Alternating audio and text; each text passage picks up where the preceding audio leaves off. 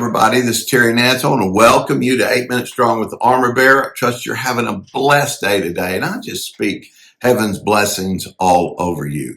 Be sure and subscribe if you're not a subscriber. Send it to someone that you know will be a blessing to, and then go to godsarmorbearer.com. I want to encourage you today. If you have not gone to my website, go to godsarmorbearer.com. I want you to look at our mentoring program. I mentor different people. I call them.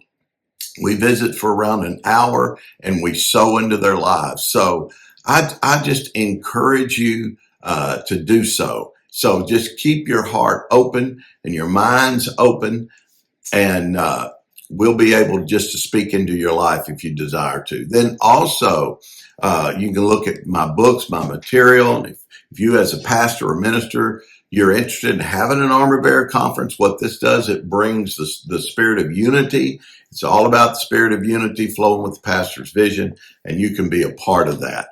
I want to read in Matthew chapter 9 what Jesus said to the apostles. And the harvest, all the people were coming to Jesus, and Jesus said in chapter 9, verse 37, the harvest truly is plentiful, but the laborers are few. Pray that the Lord of the harvest will send the laborers into his harvest. The thing that we have to see, number one, is that the harvest is people.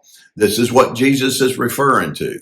The harvest is people. So out of this, what we see here is really God's priority. The number one priority is harvest. And you say, well, what exactly is he referring to? On this planet, there are 8.2 billion people. 8.2 billion people equal harvest. And so what Jesus was saying, he didn't say to pray for the harvest. He didn't say to pray for the 8.2 billion. He said to pray for the laborers. Well, then this is the big question. Who are the laborers that he's referring to? Well, he's talking to me and you.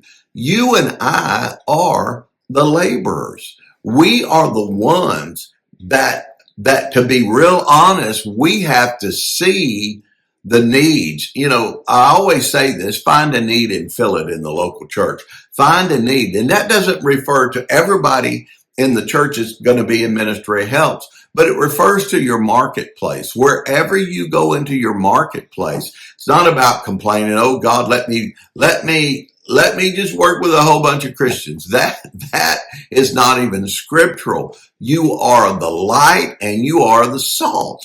And you should be going out, reaching people no matter where you're at in your marketplace, at Walmart. I mean, wherever you go out into the world, you reach the people in your sphere of influence. Now, I remember, and I know sometimes we go, well, the harvest is so big, I don't understand, how can I do something?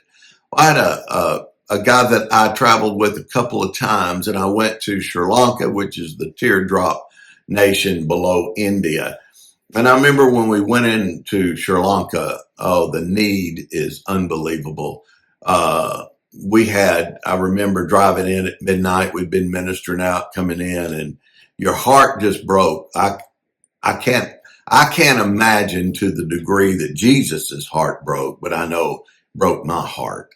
And that is to look on the streets and you're seeing little 6, 7-year-old kids just laying out on the sidewalks asleep. And my brain goes into human trafficking.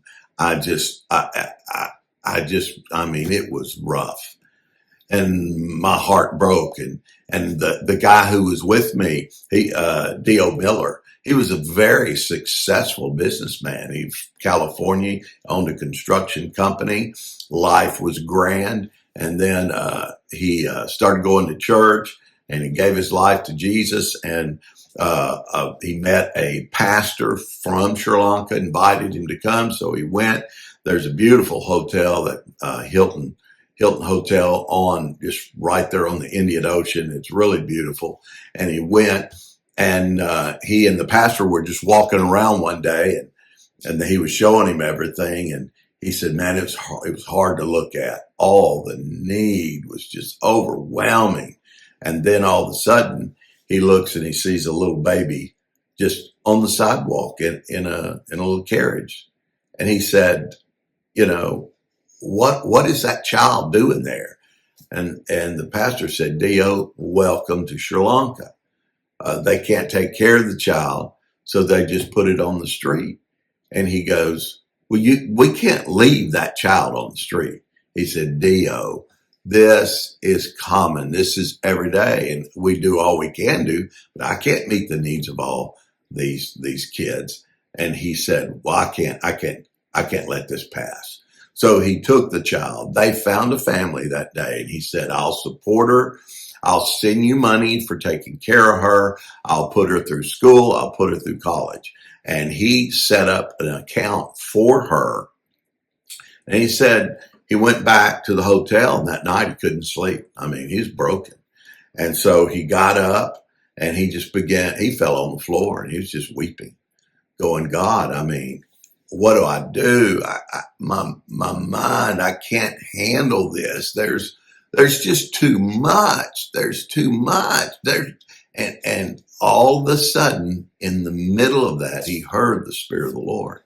And the Spirit of God said, Dio, you start with one. And he wrote a beautiful book, Start with One. And from there, he took his money, raised money from other pastoral, and started one of the most beautiful feeding programs and orphanages. And he and I traveled over there, and we went throughout that country ministering to the leaders and the churches and those. And that orphanage, oh my gosh, you talk about first class. He truly was doing all he could, and I think sometimes that's where we look. Well, it's just overwhelming.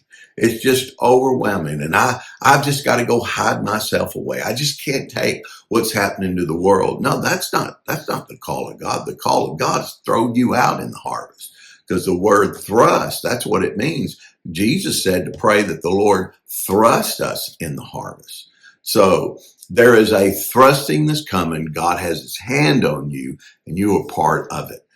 Get your heart right. If you're out of church, get your heart right. Get back into the house of God. Get under the authority that God set and begin to produce the gift. Begin to release the gift in you. I just pray a special anointing upon everyone watching to be thrusted out into the harvest. God bless you. Have a wonderful day. Don't forget, something good's going to happen to you.